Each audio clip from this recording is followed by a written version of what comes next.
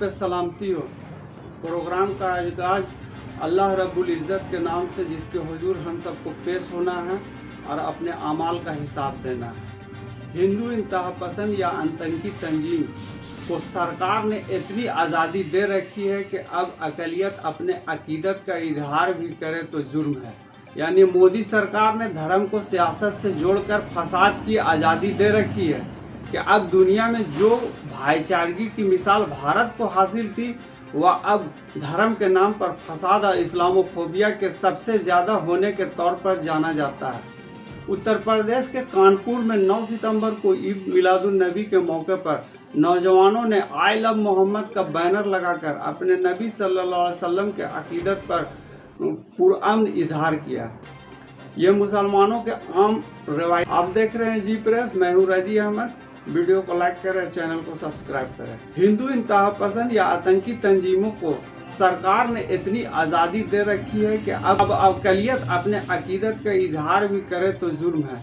यानी मोदी सरकार ने धर्म को सियासत से जोड़कर फसाद की आज़ादी दे रखी है कि अब दुनिया में जो भाईचारगी की मिसाल भारत को हासिल थी, वह अब धर्म के नाम पर फसाद और इस्लामोफोबिया के सबसे ज़्यादा होने के तौर पर जाना जाता है।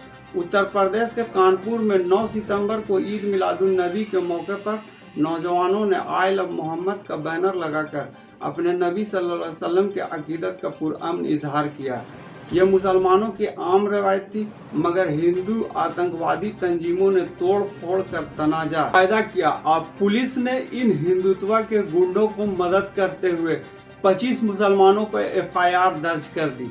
पुलिस ने इल्ज़ाम लगाया कि यह रवायत हम आहंगी बिगाड़ती है। सवाल यह है कि धार्मिक आज़ादी जो संविधान का बुनियादी हक है, उसे किस बुनियाद पर महदूद किया जा रहा है।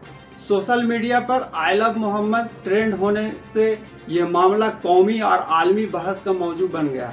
आई लव मोहम्मद पुरअमन इजहार संविधान की आर्टिकल 25 के तहत धार्मिक आज़ादी का हक है, जो शहरियों को धर्म प्रचार और धर्म पर अमल करने की इजाज़त देता है।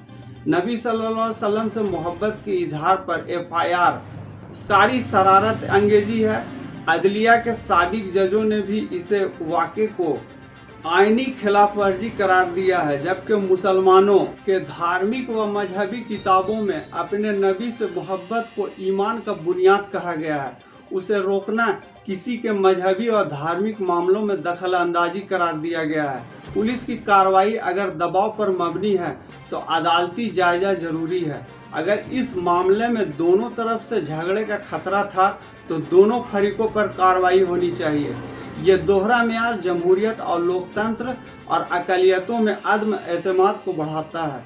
जबकि दोनों फरीकों के बीच मामला खत्म हो गया तो पुलिस ने 25 मुसलमान नौजवानों पर मुकदमा क्यों किया? यह कदम राजनीतिक दबाव में हुआ है। हिंदुत्व तंजीमों की शिकायत पर तो पुलिस कार्रवाई करती है, लेकिन बैनर तोड़ने वालों पर कोई कार्रवाई नहीं की।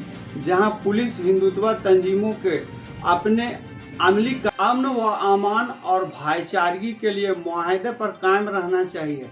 इलाका के मकामी अमन पसंद लोगों का कहना है कि ये मकामी नेताओं सियासतदानों के इशारे पर हुआ। पुलिस को गैर जानिबदार रहना चाहिए, ना कि नेताओं और इंतहा पसंद हिंदुत्व के गुंडों के दबाव में आना चाहिए। इससे तो पुलिस इस्लाहात की ज़रूरत महसूस होती है। पुलिस इस्लाहात की ज़रूरत को उजागर भी करती है। उत्तर प्रदेश सरकार की इन रवैया की वजह कर मजहबी हुकूक को महदूद करता है, जो जमहूरी व लोकतांत्रिक इक़दार के खिलाफ है। भारत की पहचान एक सेकुलर देश के तौर पर है, जहां मजहब और अपने अकायद पर चलने की इजाज़त हम सब को आईन देता है, संविधान देता है। जैसे हिंदुओं के यहाँ जय श्री राम का नारा जायज़ है, तो आई लव मोहम्मद कहना इस्तेआल अंगेजी कैसे है?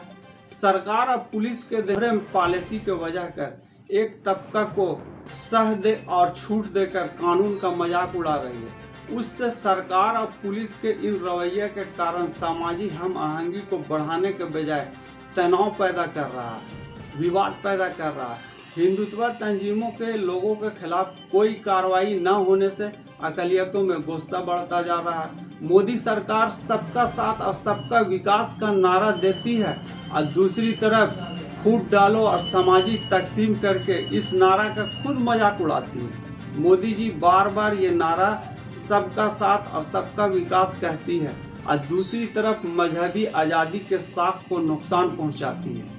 यूएन के इंसानी हकूक़ की तंजीमों ने भी अक़लियतों की हालत पर तशवीश जाहिर की है। क्या मोदी जी FIR वापस लेने का हुक्म करेगी?